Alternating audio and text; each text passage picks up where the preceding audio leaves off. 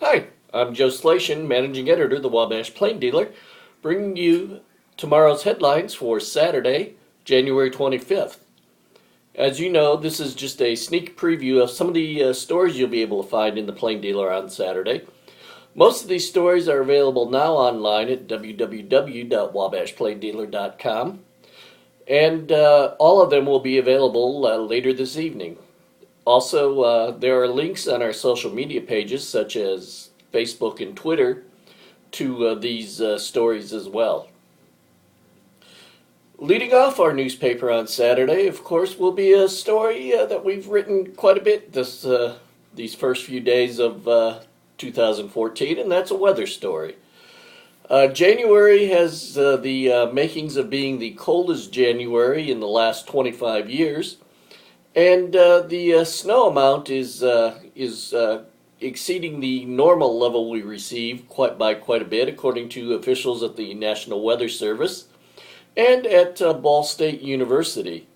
Reporter Eric Seaman, interviewed people from the two posts or two organizations, and brings that story in the Plain Dealer on Saturday.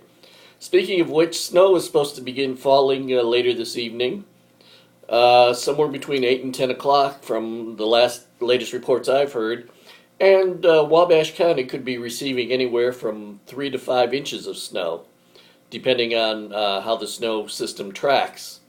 More snow is expected on Sunday as well, so please be careful out there.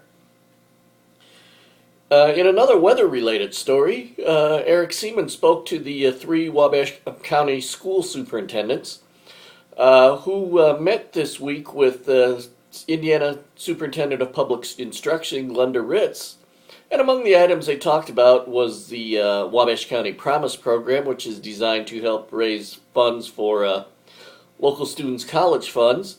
But the trio also spoke with her about waivers for the snow days that have been missed, or the days that have been missed so far this year because of the weather. Unfortunately, the way it looks, Ritz told them, the state will only allow waivers for the first 2 days of the week.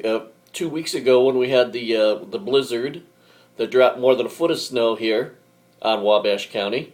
All the other days are likely going to have to be made up, and that could include extending graduation past their normal scheduled date into later in June.